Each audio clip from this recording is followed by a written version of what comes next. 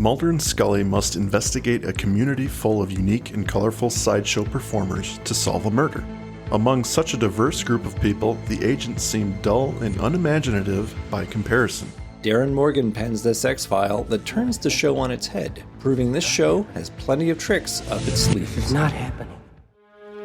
What happened to him? Nothing you can ascertain from that photograph. The victim suffered from ichthyosis, a congenital skin disease characterized by the shedding of the epidermis in the form of scales. This shows the entry wound of the undetermined weapon. There were no other injuries inflicted upon the body. No internal organs were removed and or cannibalized, and there's no signs of any sexual molestation either. That's 48 attacks over the last 28 years, occurring in every state in the continental U.S. almost, the first in Oregon, the last 5 in Florida. The victims range from all different age groups, races, both male and female. The mutilations appear so motiveless that one would suspect some form of ritual, yet they adhere to no known cult. A lone serial killer would have been expected to escalate the level of violence of his attacks over such an extended period of time. So what do you think, Scully? What are your initial thoughts? Imagine going through your whole life looking like this. Welcome back, everybody. You are listening to This Is Not Happening, another X-Files podcast. I am Andrew, and as always, I'm joined by my good friend Mike. Mike, how are you doing? I'm doing great, sir. Yeah, are you excited to talk about tonight's episode? Actually, I'm in a shitty mood. Oh dear. Why is that, Mike? Did you really just do that? I did that. You described the thing with the thing? No. That's the lowest form of punnery. Don't you dare, sir. You have done that plenty. Well, it's true, but I would have tried harder. Whatever. Well, tonight we are going to be talking about Humbug, and this is the first true proper script written by Darin Morgan, one of a handful that he will do. You're about to tell me that he's done something else, and he wrote the story for Blood, but he didn't write the whole teleplay. No, yeah, you're good. No, this is the first. This is the first, and I mean, he's got a really special take on X-Files episodes. They are kind of humorous, would you say? Oh, yeah. Yeah, he figured out a way to inject this show with something the show has never really dipped its toes in until this point. You know, you have the David Duchovny, Mulder one-liners that are, they get a chuckle, and they're very much accepted and appreciated. But this took it to another level. This was just kind of wacky. Yeah. And I would say we don't get this level of wacky until the next vampire episode that they do, Bad Blood. Yeah, I mean, you can say Jose Chung is ridiculous in its own right, wacky as well. Yeah, well, again, any of the ones that Darin Morgan does, but like, there's some serious whack in this episode. Like, they take some turns that are just really odd, and it to its credit, like, it works, I would say. Oh, absolutely. And possibly, are all the Darin Morgan episodes directed by Kim Manners, or are there other? It's hard to answer. Question. I don't think so. Yeah, I don't. It's not like they're a duo, but definitely, it looks amazing. This one, I think Kim Manners really proves his worth in this one.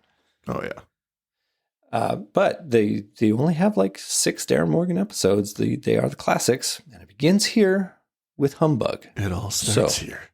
Mike, is this the time that we enter the mind of Darin Morgan? Let us enter Darin Morgan's mind. Open the doors and enter. We open in the thick of night with clouds passing by a full moon. Mark Snow's spooky soundtrack escorts us to Gibsonton, Florida, where a pair of kids are splashing around in a backyard pool. Out in the woods, a creepy figure looks on with gnarled hands and eerie eyes. He lumbers through the woods to the pool, getting closer, snapping a twig as he goes. The kids hear something and stop, but it's nothing, and go back to splashing.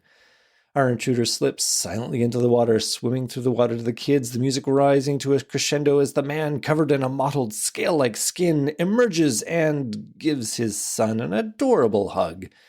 The bait and switch is complete as the man, Gerald Glazebrook, tells his kids to go on in and get ready for bed or your mother's going to kill me.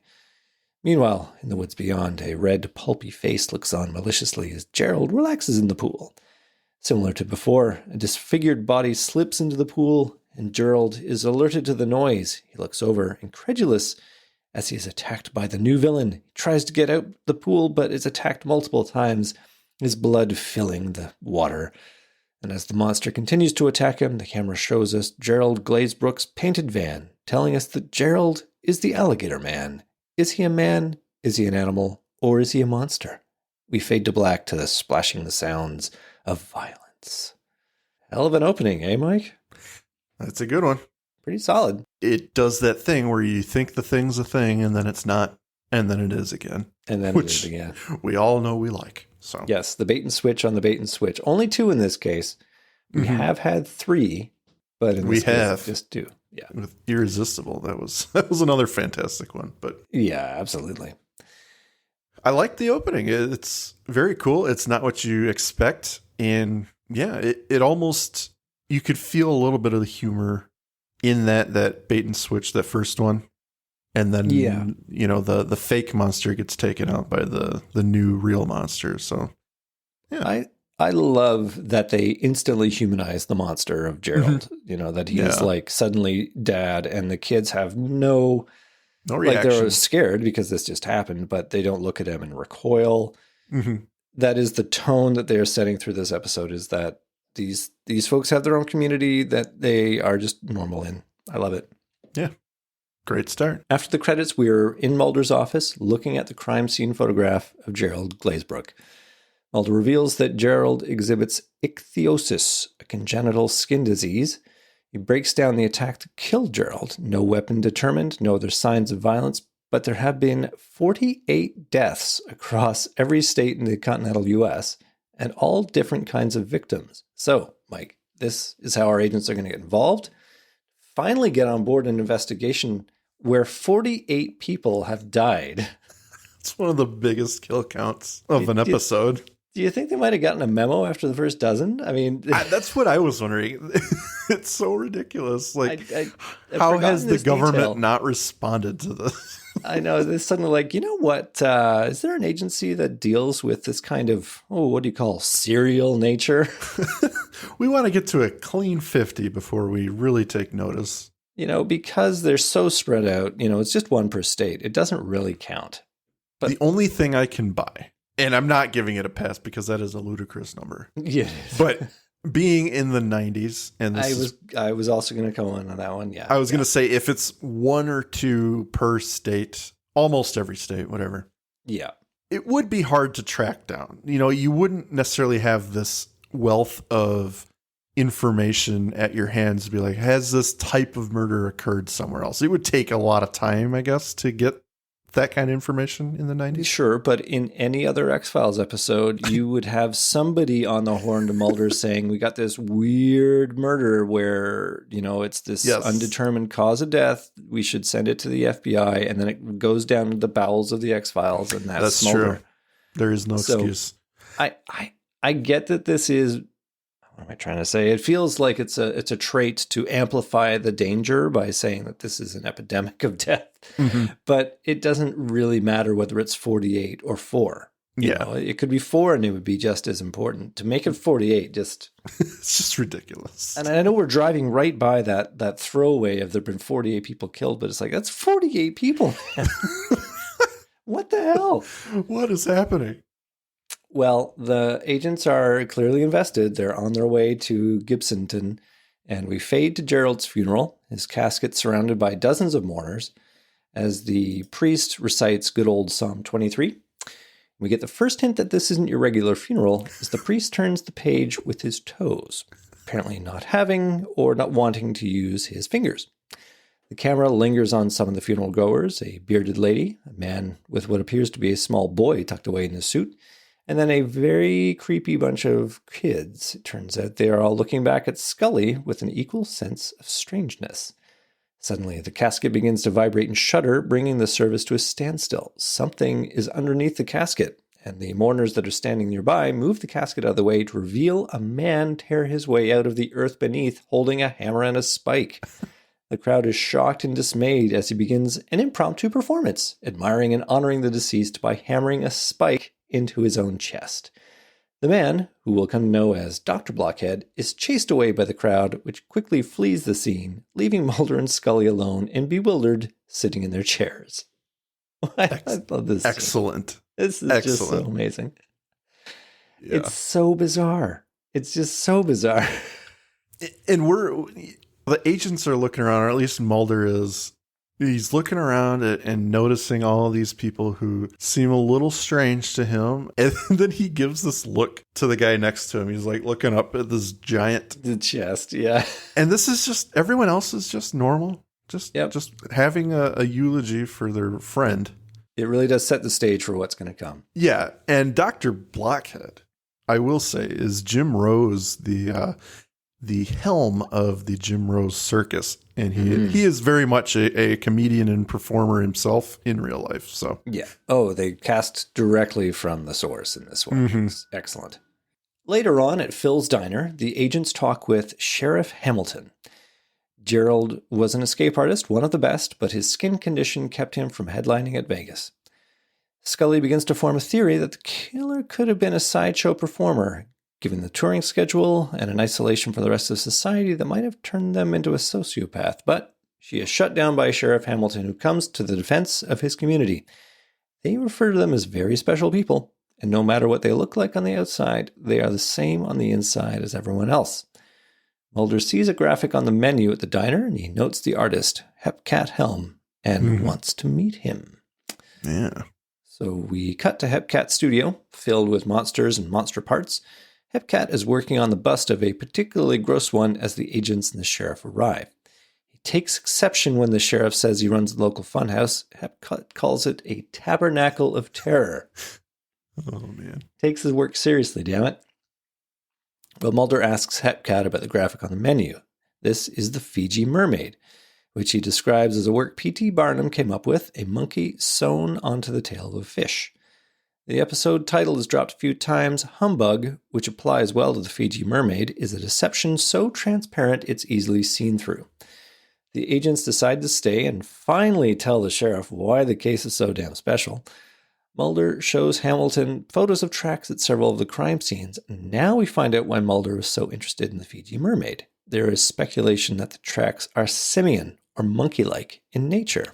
Ooh. And when Hamilton ponders whether Mulder thinks there's a killer here, that the killer's the Fiji mermaid, Scully asks if they remember what P.T. Barnum said about suckers.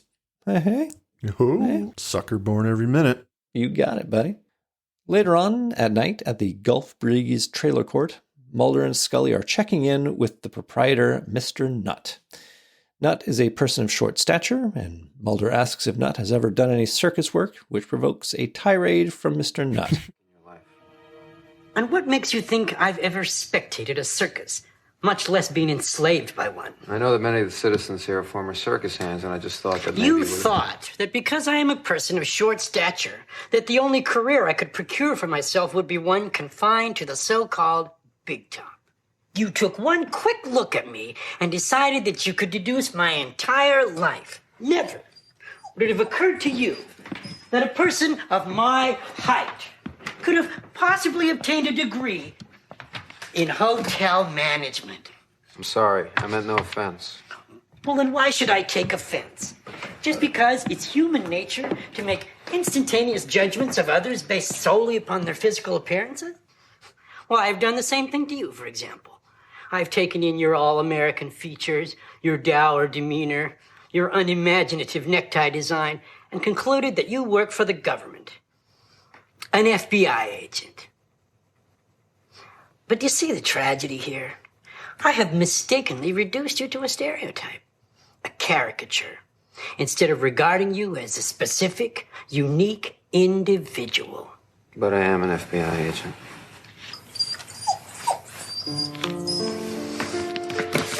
Register here, please. That whole scene, like that guy.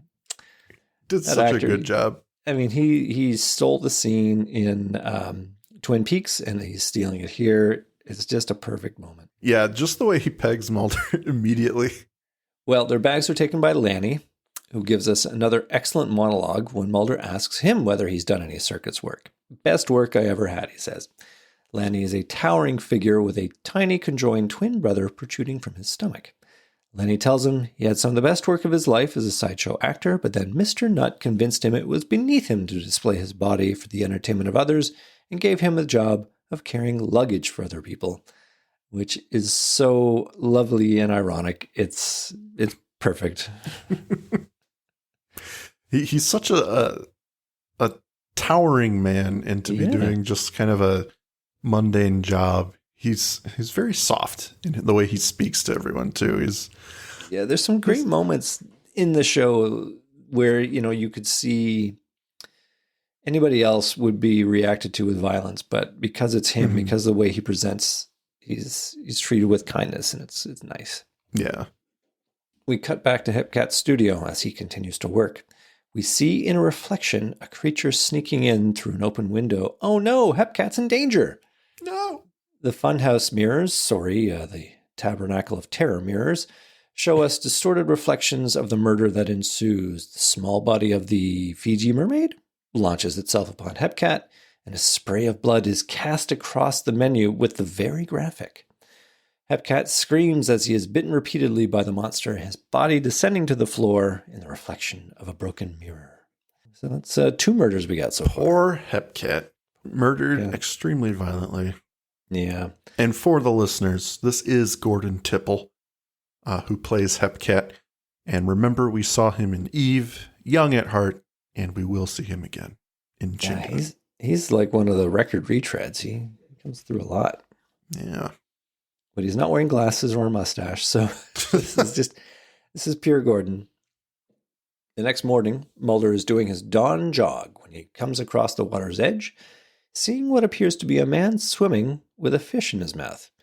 He watches, stunned, as a man whose body is completely covered by a flowing tattoo of a jigsaw puzzle, clad only in a loincloth, begins to feast on a raw fish that he's caught. When he sees Mulder watching, he drops the fish and flees. Meanwhile, Scully is waking up in her trailer when what appears to be a body falls by her window. Shocked, she looks again, only to see performers practicing on a trampoline. Nice bait and switching episode. Yeah. Damn. What is that falling outside my window? So perfect. It catches you off guard, too. It's like, what? I mean, these must have been written in the script for Kim to shoot because it's so specific, but it's so good. Well, someone is banging on Scully's door. It's Lanny, who's there to tell Scully that the sheriff wants to see her, as there has been another murder. There's a great moment as both Lanny and Scully are wearing hastily drawn bathrobes, and they can each see a bit of each other's private parts. They each tuck their bathrobes closed, and they have that moment of recognition, I've got my privacy here. Yeah, they're both a little embarrassed that they can see a little more than they perhaps want to. Yeah, it's again, show don't tell. Perfect moment. Yeah. At Hepcat's, the crime scene, the trio are investigating. Mulder has found some blood on the outside of a window, which seems to be the point of entry, and he wants Scully to test it. Sheriff Hamilton speculates that the only person who could have come through that small window would have to be a contortionist, or crazy, or both. Mulder and Scully share a look that suggests, well, we've come to the right place. We cut to a fire burning under a giant cauldron, and the camera pans up to see a man struggling to escape a straitjacket suspended over the cauldron. It's Dr. Blockhead. Mulder and Scully arrive as he completes his escape from the straitjacket, bragging that he's done it in under 3 minutes. They talk, and the good doctor takes umbrage when his act is referred to as a trick. He proceeds to pound a nail into his nose as Scully speculates he can't feel any pain. You just keep believing that, sister, says Blockhead. Mulder helps Blockhead remove the nail, taking the pliers and pulling it out with a grimace on his face. And Blockhead tells them of his upbringing in Yemen, where he learned the arts of body mastery. Suddenly, the tattooed man, who will learn to be known as the Conundrum, he emerges from the cauldron. Mulder asks him, who Blockhead describes as a geek, someone who will eat anything. The introduction ends with Blockhead pouring live crickets into the Conundrum's mouth, who eats them with great relish. Blockhead offers the jar to Scully, who picks one out and eats it. the duo leave, and as Mulder catches up to Scully, she savors the moment, and then through sleight of hand produces the cricket from behind Mulder's ear. As That was if to real, cap by the the way. scene. What's that? She actually did eat a cricket. I read that production note. That was sprawled all over the page. Oh, yeah. David was not. He was disgusted by it. He was like, go what? figure. Well, as if to cap off the scene, Mulder produces the nail that was in Blockhead's nose so he can test the blood that is on it. Yeah, everybody's uncle was an amateur Clever. magician. So yes, Gillian Anderson actually ate the cricket. We've all probably seen that B-roll. It's a good moment. Can I just say, I love the conundrum's name. It's so ridiculous. Obviously, it's a play on the Enigma. Which is his actual stage name, yeah. Yeah, his stage name. This is he really is tattooed. For anyone who may not know, yeah, he's a performer. He eats anything, and that's only one of his acts. Yeah, I just like the play on. We have to come up with a name that sounds remotely like your name. So it's just the conundrum. It's just it's either that or the riddle. Yeah, good. It's really good. I mean, there's a more modern picture of him, and he's gone further from this. He's added horns on his head, like little insets into his. Yeah, he's really, doing the whole metallic implant thing, I think. Yeah, he's going all in. Yeah.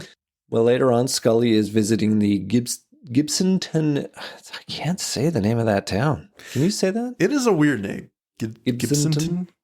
Gibsontonville.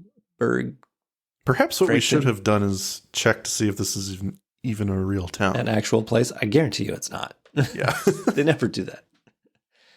Well, she visits the Museum of Curiosities, wandering through the artifacts and handbills of yore when she meets the curator. Mike, who is this actor? We've seen him before. What? You don't have that immediately? I don't have his name. Well, I'll let you just think about it in air quotes while I continue on. So throughout the scene, the curator's disfigured face is presented only in oblique camera angles and in reflection from distorted mirrors, giving the whole scene a surreal quality. He tells Scully the story of conjoined twins Chang and Ang, and how one died and the other lived the remaining hours of his life in terminal fright, knowing he would soon follow. The curator knows that Scully is here investigating the death of Gerald Glazebrook and offers her a handbill of Jim the dog-faced boy. He then offers Scully a look at an extremely rare Barnum exhibit. For an additional $5, she accepts the challenge to see it. Going through a door into a darkened room, she opens a spotlit chest, only to see that there is nothing inside. An exit door opens, a buzzer sounds, and she realizes that indeed a sucker is born every minute. It's awesome. Love that scene. And it stands so much out from the episode. Like, you didn't need to have this other than there is a tiny little link to Jim the dog-faced boy, but like it's just really nicely placed in that it just adds nuance, but it doesn't really advance the plot. Yeah, and the curator is Alex Diakon, and he is in this episode, I believe, Jose Chung, and then the two reboot episodes of Darin Morgan. Yeah.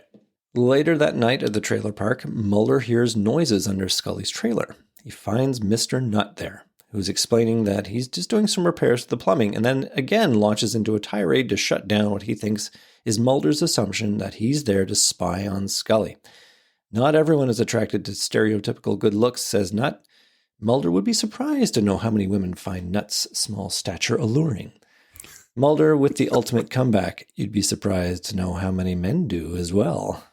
Catches him completely off guard. Yeah, it's so good. Nutt wanders away, and Scully emerges to ask if Nutt has indeed finished with the plumbing, so it's all innocent. It was completely innocent. Yeah. Inside, Mulder recounts what they've learned from the evidence so far. The blood on the window and the blood on Blockhead's nail are both O positive, and he set the samples for further analysis. A background check revealed that Blockhead's name is in fact Jeffrey Swaim, who was actually born in Milwaukee, not Yemen.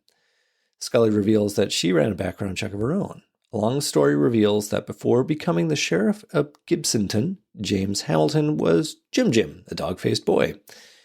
And we add yet another suspect in the investigation. We Yeah, it's I'm sorry. again, I can't get past the names they chose for a lot of this stuff. Jim, the dog-faced boy.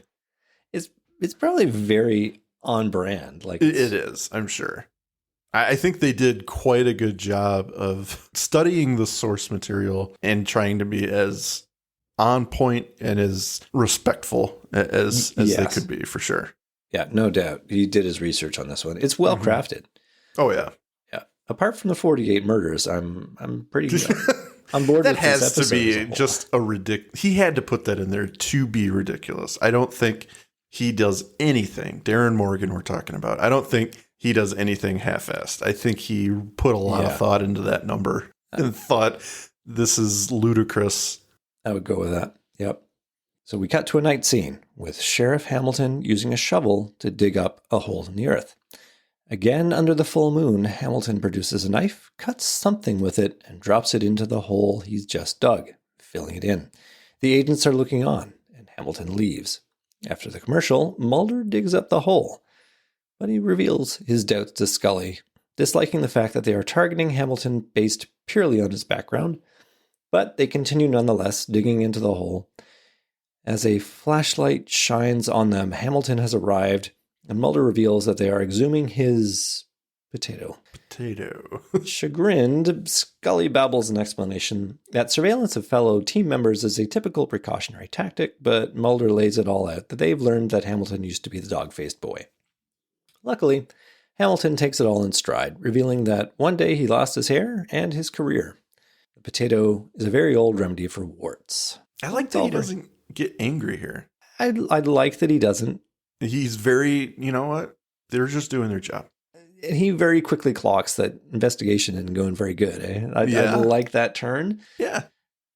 I think it's good. I agree with you. It could have taken a different turn, but I don't think it's necessary. And it's certainly not, it wouldn't fit with the brand of the episode. So, and the fact that they hand him the flyer with Jim, he's not even phased.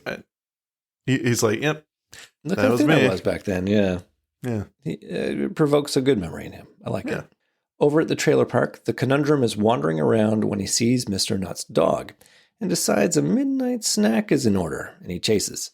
The dog manages just to escape into the doggy door of Nutt's trailer, and it looks like the conundrum is actually going to try and go through that tiny opening as well when the actual door opens, revealing a disapproving Mr. Nutt. The conundrum stands up, produces a rent check for Mr. Nutt, and he closes the door on him. Now, I love the disconnect between the mundane and the surreal here. Right. We've got this tattooed geek running around in a loincloth with the check like speared into it with this weird ass clothespin with a skull on it. But you look at the close of the check, he's got a PO box. He's got to have a bank account. He's got to sit down and write those rent checks. It's so ridiculous because this guy, anything he's doing so far in this episode is so abnormal and animal-like. So when he stands up and unclips the check and just gently hands it to Mr. Nutt, it's got to be normal now. It's so mundane. That's brilliant. So Mr. Nutt laments to the little dog, Commodore, that why is it that only the weird ones pay their rent checks in advance? Commodore proceeds to bark at something beyond the door, and Nutt assumes that it's the conundrum who hasn't left, and he threatens him with his licensed firearm. I like how he calls it out. But suddenly a tiny monster hand slashes through the door opening, pulling Nutt to the floor. And with a horrified expression, he sees the face of the monster. With Commodore barking in the background, he screams as the scene cuts away. Bloodied hands unlock Scully's trailer door. She spins around with a gun drawn, but it's only a very gentle Lanny, who, oblivious to the gun in his face, reveals that he's found Mr. Nutt, and he's dead. See, this is a case where it's like this giant comes in with bloody hands. Mm-hmm. That's bullets to the face, but no, it's Lanny. You don't shoot Lanny. She could have reacted violently to that situation. And to be honest, she'd be well within her rights to do Absolutely. So. This giant man has broken into your trailer and is coming at you. Yeah. And not only he's not even fazed by the gun, and he puts his hands on her shoulder. But Yeah. she's so taken back because she knows this man for whatever small interaction they've had. She's like, this guy doesn't mean me any harm. Yeah, this is not what it appears to be, and I'm going to trust it. I really like that moment. We are at Nutt's office, seeing the same bloody marks on the dog door entrance. Lanny is heartbroken, pounding on the door, and the sheriff is going to take him away to the drunk tank. Meanwhile, Mulder has found the pin that was used to hold a rent check to the Conundrum's loincloth. It has a distinctive skull on it that Mulder recognizes from Blockhead's kit. They're going to go take him into custody. It's open! Swain, federal agents were here to... It's a variation of an American Indian Sundance ritual. I suspend myself by these hooks, and the pain becomes so unbearable I leave my body. If people knew the true price of spirituality, there'd be more atheists. Mr. Swain, we're here to take you into custody to question you about some recent murders. I don't answer any questions till I talk to my lawyer. Who's your lawyer? I represent myself. Sir, if you're going to be uncooperative, I'll have to handcuff you. What gives you fascists the right to do that? Did I not mention we're federal agents? Did I not mention I'm an escape artist? What? Mulder, are you okay? It's more comfortable on a futon. Hey, look what I caught. Ouch! The door opens, and we see Hamilton has caught Blockhead by the little hooks that are in his chest, and he gives him a playful tug on those hooks. Ow. Ow. Well, the camera shifts location to the police station and the drunk tank. Larry's asleep on a cot. We hear slick, fleshy sounds, the trademark of our murderer, and a shocked Larry sees the monster crying out in horror and disbelief as we fade to commercial. Oh no, Mike, Larry's going to die too. Murder number 3. Was that where you were left here? No. Not Larry. Yeah, you Lenny. had to. I don't know what I thought, but looking back on it, obviously it's his little brother's escaping, isn't he? Yeah. He's, well, okay. Except this has happened 51 times now, at least. Mm-hmm. So I almost don't buy the shock on Lanny's expression. Like, no, I can't believe this is happening. It's like, no, you're pretty used to it now, aren't you? Yeah. You've gotten used to the, unless it could be, it only happens when Lanny is roaring drunk. It could very well be. He's not conscious of it. Yeah. I would forgive the episode if it gave us that. That's true. That's a good explanation because... Yeah. Well, no, because Lenny is very much aware that he knows. Yeah. After the commercial, the agents in Hamilton return to the police station to question Dr. Blockhead, who protests his rough treatment and begins to evoke his Fifth Amendment rights. In the distance, they all hear Lanny keening mournfully, and Hamilton says he'll be fine once he sleeps it off, but Scully thinks it's something else. She's put the pieces together. They go to Lanny's cell, and it has all the trademarks of their attack, but Scully sees it for what it is. Lanny's brother Leonard is able to extract himself from Lanny. Lanny confirms it.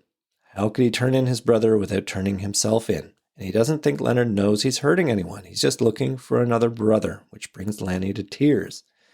Lanning gives a touching performance as he says he's taken care of Leonard all their lives, but he doesn't know why he hates him so much. Scully asks how long Leonard can stay outside of Lanny's body. Long enough. But Leonard will be back. He's still his only brother.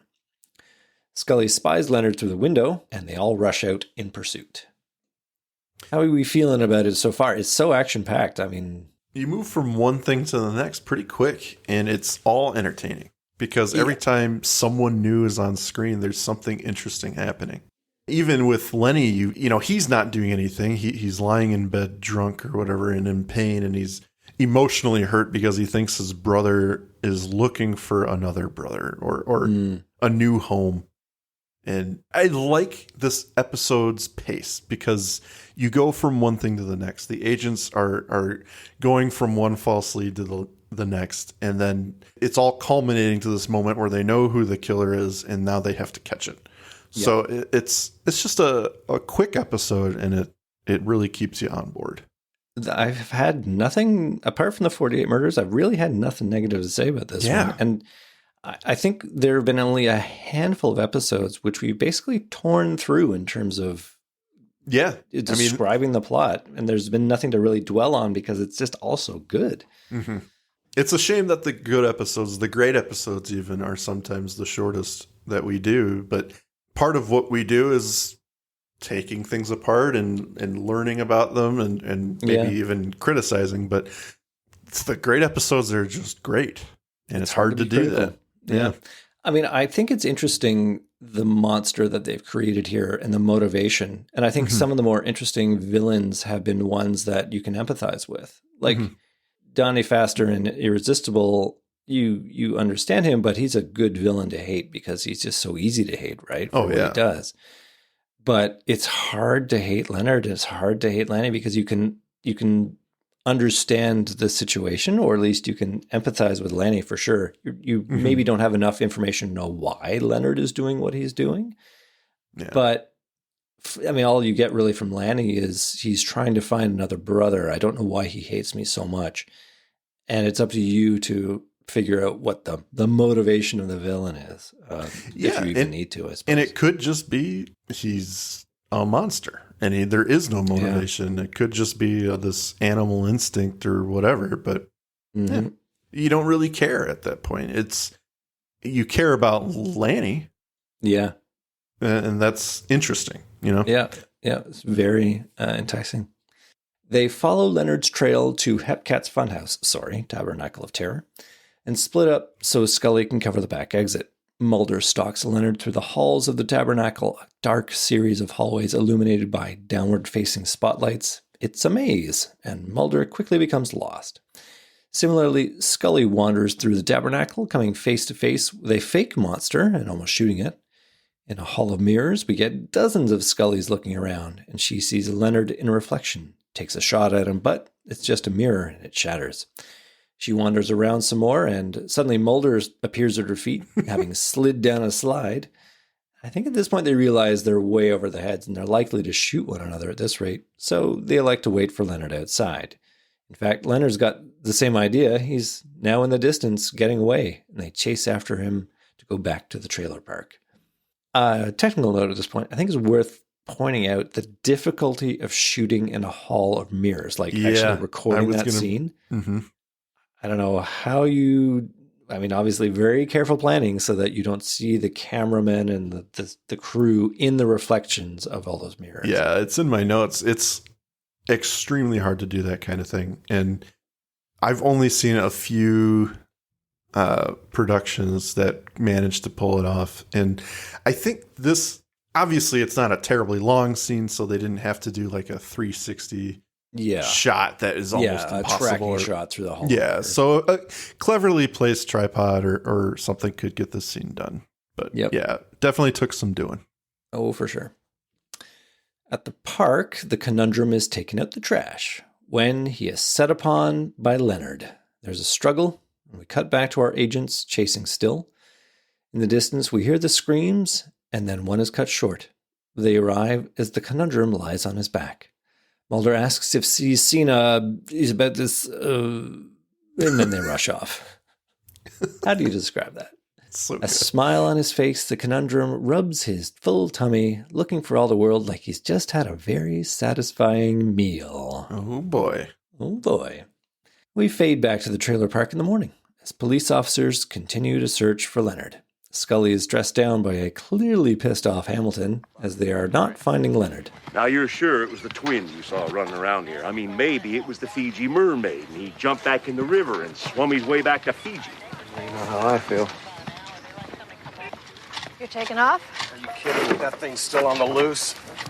I've been searching for it all day. It can't have sustained itself for this long. It'll probably try to crawl back up into its brother. No, his brother Lanny died last night. I already performed the autopsy on him this morning. So I guess it's true. He can never go home again. His body wounds were non-fatal. He died as a result of advanced cirrhosis of the liver. Oh, there's a moral to the story. Lay off the booze. Well, his body possesses some anatomical discrepancies. Some offshoots of the esophagus and trachea that almost seem umbilical in nature. I've never seen anything like it. And you never will again. 21st century genetic engineering will not only eradicate the Siamese twins and the alligator skinned people, but you're going to be hard pressed to find a slight overbite or not so high cheekbone. You see, I've seen the future, and the future looks just like him. Imagine going through your whole life looking like that. That's why it's left up to the self-made freaks like me and the conundrum to remind people. Remind people of what? Nature abhors normality. It can't go very long without creating a mutant. Do you know why? No, why? I don't either. It's a mystery. Maybe some mysteries are never meant to be solved. They pick fun at Mulder, saying, I've seen the future and it looks just like him. With a hero shot of Mulder, hands on his hips. Blockhead says it's up to him and the conundrum to remind people that nature abhors normality and that some mysteries just aren't meant to be solved. And as they start to leave, we see the conundrum looking pretty poorly in his passenger seat. Mulder asks him what's wrong, to which he replies, giving his only line of the episode, probably something I ate. Ho, ho, ho, episode. Oh. With a backfire, the car drives off. That, Mike, is the episode. I know I sped through bits and pieces of that. Did you want to pick up on anything that I put down there? Well, there is literally, you could talk about every scene in this episode. It's just so fun. Yeah. So entertaining, especially Blockhead. He has this delivery of some of his lines that just, it's like a 1-2 punch. And especially one of my favorite lines is him talking about speaking to his lawyer. Who's your lawyer? I represent myself. I represent myself. He's such an asshole. But yeah, just to comment on that last scene, it was interesting the point they were trying to make. And I really like the talk about cosmetic therapy and gene therapy and the fact that science is trying to study ways to perfect, the human experience in these ways, because it is very much a thing. Designer babies and designer, obviously plastic surgery, that type of thing. But it's going much further than that. One only has to look at South Korea right now, and it's almost an epidemic of the struggle for perfection. So I think Blockhead has a good point there. And when he points to Mulder standing, the only time we've ever seen him stand that way, it was so perfect. Yeah.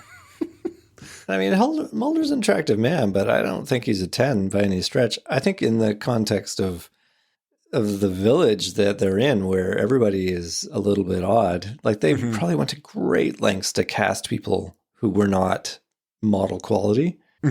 Like they're all a little bit kind of frumpy and sideshowy on purpose, I think. So that Scully and Mulder look so weird by comparison. And that's the thing. It's they're so out of place in a place where we would think they're the others. Yeah. And it's such a flip on itself where Mulder and Scully, the two quote unquote normal people in society, are the people on the outside. They're looking in on this normal that these other people are living.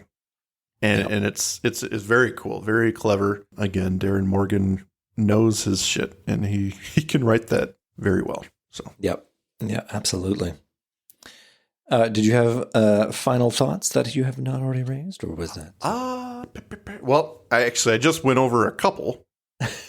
Please continue. The things I want to add are that what I love about this episode personally is that it took an already successful show and turned it on its head without overdoing it. Darin Morgan proved that the show could take chances and be outright funny, but really maintain its audience and intelligence. In fact, that's probably what I enjoy the most about Darin Morgan's scripts and most of the comedic episodes for the show. There is a level of sophistication to the jokes most of the time that really keeps the show's integrity intact. Yes. And it just comes off with this, it's not pompous, it's not too heady for you to understand. You get everything they're doing, and it's just serious enough to be X-Files. And it meshes so well. Yeah, they turn up the comedy knob, but they don't turn down the sci-fi horror knob. Yeah. They turn them both up, and I think that's how it works. And they know when to play that wave. Yeah. Yeah. This show has a really good knack for knowing when to pull back. Not everything is a success, but in this episode, I think it is. And again, the idea to center around the show of circus performers, and they're technically different, but the agents are the ones who come off being out of place. And I think it's just a great idea. And it was a great way, especially in 1995, to examine how we look at people in society and the snap judgments we make. But aside from that, we can see inklings of one of Darin Morgan's go-tos, which is pulling the rug out from you, the bait and switch. He is all about writing things that make you think it's one thing, but it's really something else. And we see bits and pieces of that in all of his episodes. And I would say most notably War of the Copperphages. He really likes to pull the rug out from viewers and the characters, which makes it that much more fun, you know? Well, I mean, we'll see it in Jose Chung as well, where it's, you know, it's alien abduction, but then it's alien abduction, you know? It's so brilliant. But then it's military. Yeah, and you don't know what the truth is. It's really... I think that's the trademark of his script, are just incredibly dense but well thought out scripts that still stay on point. Because I think one of my issues with X-Files episodes that don't work is that they stray into so much territory that you get lost as a viewer. There's nothing to get lost at in this episode. It's so focused and just really well designed. I've always contended the best shows in the X-Files are the ones with the best scripts, and this is clearly one. Because they've got the camera work, they've got the actors, they've got all the things they need to make a great show. Yeah. But if the story lets them down, then everything else suffers. This is clearly not one of those cases. Absolutely. The strongest scripts will always make the best episodes. And that sounds stupid to say, but there are things that can squeak through that where technical stuff maybe helps the episode. And you know, in this, it's just a combination of everything. I think the script is fantastic, and the way it's shot, it's clever, it's enjoyable, and it captures all the things at the right moments. So it meshes. Yep, absolutely. The only thing I'd add is, other than, have we said how amazing it is? I think we might have mentioned it once or twice. I don't think we've gone over that enough. I think but people want to hear another 40 minutes of that. That's right. Let me tell you more about how amazing this episode is. It's only possible because they've done 40 episodes so far. You know, this is, I don't know how many they have, 23 in the first season, and now we're in number 20. So over 40 episodes that have really charted the course of what the series is going to be. There's a serious tone they've worked kind of hard for. So now they have reached a comfort level where they can take a chance and go into comedy. Their actors are up for it and they do very well. And Kim Manners in the director's chair is knocking it out of the park with these shot setups. So everything is elaborately creepy, and it's underscoring the circus sideshow theme that they're going for. It's exceptionally well done. I think I've maybe mentioned that once or twice so far. But, you know, classic monster of the week, completely outside the mythology. So many fun touches, excellent monologues, inside jokes. Clearly one of the all-time fan favorites. And stylistically, there's very little to complain about. I mean, the only thing, as I've noted, is the 48 murders, but, you know, that's a choice. It's fine. Given that, you know, this is a one-off, it doesn't really matter. But even then, it's maybe the nascent days of the internet, 1995, as you mentioned. I suppose it's forgivable as an overlook. But I just wish they kind of addressed the fact that that's a lot of murders that they have to. That is a lot of murders to deal with. Yeah. Well, do you want to get to listener comments, sir? I sure do. Again, we have a couple, so get at her here. Well, we'll start with Emily Messenger, who says that Humbug probably the best episode of season 2. Mulder and Scully at the funeral in the beginning is one of my favorite scenes of the entire show. I could go on and on with the brilliance of nearly every scene. Darin Morgan is a genius. We're exhuming your potato is a line that lives rent-free in my head. Here. So I will wonder if it ranks at top of the pops for our best and worst top 3 for the season when we get around to doing that. I don't know. There's a lot of good ones. A lot of good ones. It's gonna be tough. gonna be tough. I think tougher in season 3 because I think there's a lot of heavy hitters in season 3. Oh yeah, but season 2, some good ones too. And mythology. That's tough sell. Well, it depends what you like more in the X-Files, right? You're either a mythology person or, not so much into that, just like the one-offs. Yeah. Next comment is, I believe, Aaron. Humbug is a top 3 episode for me. I think it's kind of a milestone where the creators show that they have the confidence and skill to not just do a really good Alien Monster of the Week TV show, but also a show that is not afraid to poke fun at itself and the overall premise. To this day, imagine going through your whole life looking at that is one of the funniest moments of the X-Files for me. Just top tier up all around. Absolutely. And again, we even mentioned that scene where it's just so on the nose. That shot of Mulder on the step. Just hands on the hips, perfect. Man of the year. Yeah, It's very creative to think about that in advance, like how you're going to sell that scene, because it could just have been a conversation.